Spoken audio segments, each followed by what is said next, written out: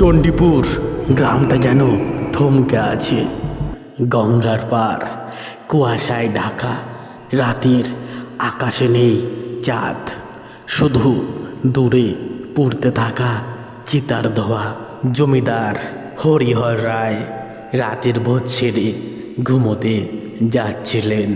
হঠাৎ ঝনঝন ঘুঙুরের আওয়াজে থমকে দাঁড়ালেন। তিনি চিৎকার দিয়ে বলে উঠলেন, কে ওখানে? কোনো উত্তর নেই, শুধু বাতাসে শ্মশানের গন্ধ আর ভেসে আসা এক নারীর কান্নার আওয়াজ।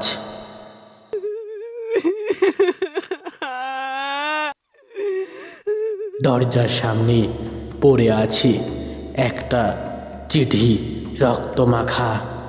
চিঠি খুলে জমিদার দেখলেন কাপা হাতে লেখা কয়েকটা শব্দ। জমিদার, কাল রাত 14 আনায় ডাকাতি, শ্মশানকালী আমাদের আশীর্বাদ, কেউ বাধা দিলে দেবীর প্রসাদ হবে নরবলি। জমিদার ফিস করে বলে উঠলেন, রঘু, তুই আবার ফিরলি? তবে কি সত্যি সেই অভিশাপ? জঙ্গলের গভীরে এক পুরনো বটগাছের নিচে জ্বলছে আগুন। ধূপার রক্তমাখা মাটি, আগুনের সামনে লাল ফেটটি বাঁধা রঘু ডাকাত, তার চারপাশে 10 জন সঙ্গী। কারোর চোখে ভয়, কারোর চোখে লোভ। সামনে কালী মূর্তি, বলির আয়োজন শেষ। রঘু গম্ভীর গলায় বলল, জয় মা কালী, কাল রাতেই জমিদার বাড়ির সিন্দুক খুলব। দেবীর কৃপায় আমরা ধরা পড়িনি, আর পড়বও না। এক বৃদ্ধ ডাকাত বলল, রঘুদা, কাল তো অমাবস্যা, কালীমা জাগ্রত থাকেন। রঘু হেসে উঠল,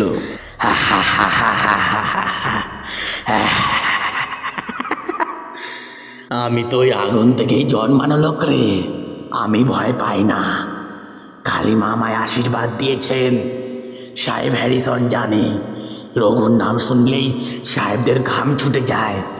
এক তরুণ ডাকাত ফিস করে বলল, জমিদারের মেয়েটার কথা মনে আছে রঘুদা? কৃষ্ণা, যার রক্তে বলি দিয়েছিলে? রঘু দাঁত খিচিয়ে বলল, চুপ কর, কালী মায়ের ইচ্ছেতে যা হয় তা নিয়ে কথা বলা পাপ। সাহেব হ্যারিসন বলেছিল তুমি সোনা আনো, আমি প্রোটেক্ট করি। আমি তখন থেকেই কোম্পানিস ম্যান।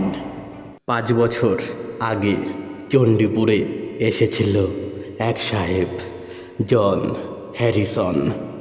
কোম্পানির কাজ নিয়ে এসেছেন, কিন্তু তার চোখ ছিল জমিদারদের ধন সম্পত্তিতে। সন্ধেবেলায় তিনি জমিদারদের সঙ্গে দাবা খেলতেন, আর রাতে গোপনে রঘুর সঙ্গে যোগাযোগ করতেন।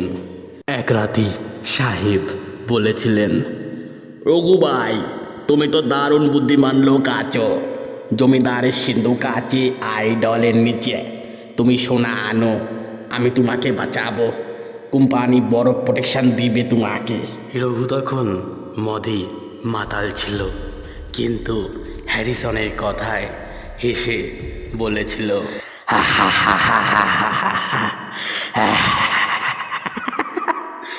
তুমি সাহেব হয়েও কালী মায়ের ভয় করো?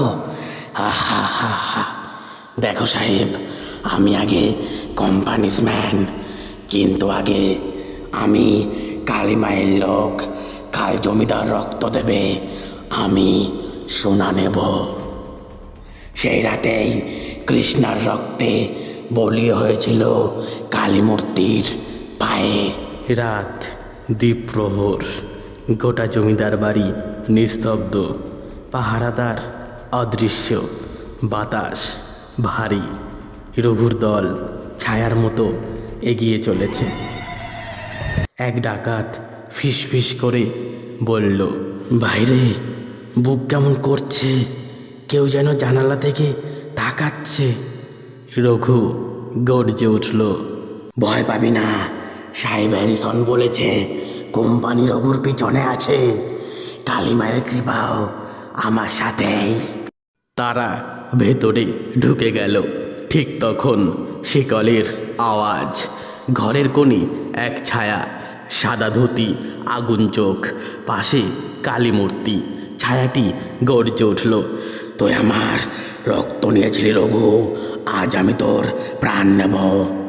রঘু কাঁপতে কাঁপতে বলল, তুই তো শশাঙ্ক রায়, জমিদারের ভাই।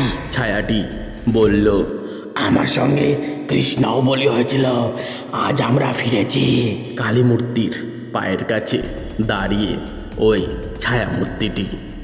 সে চিৎকার করে বলল, আমার রক্তে ধন লুটেছিস, সাহেবদের গোল্ড পেয়েছিলি, কিন্তু দেবীর রসে আজ তুই পড়বি। ডাকাতরা পালাতে চাইলে দেখে সব দরজা বন্ধ। বাতাসে শ্মশানের গন্ধ, দূরে শেয়াল ডাকছে। রঘু কাঁপতে কাঁপতে চিৎকার করল, মা কালী, আমায় রক্ষা করো, আমি তো সাহেবের কথা শুনেই করেছি সব।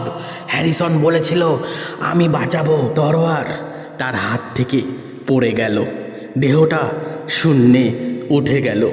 তারপর ধপ করে মাটিতে পড়ল। শুধু শোনা গেল সেই গলা, ফিরে যা, ফিরতে পারবি না। পরদিন সকালে জমিদার বাড়ির উঠোনে পড়ে আছে রঘুর দেহ। চোখ খোলা, ঠোঁটে এক অদ্ভুত হাসি, হাতে ধরা এক তাবিজ, ভেতরে কৃষ্ণার ছবি। গ্রামবাসীরা বলল, অমাবস্যার রাতে জমিদার বাড়ির ধারে কেউ আসে না।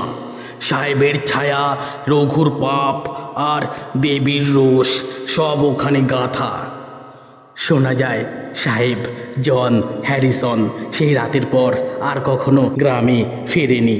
জমিদারের ধন, সাহেবের মানচিত্র আর রঘুর আত্মা সব হারিয়ে গেছে শ্মশানের নিচে। তবুও বাতাসে ভেসে আসে সেই আওয়াজ, ফিরে যা, ফিরতে পারবি না।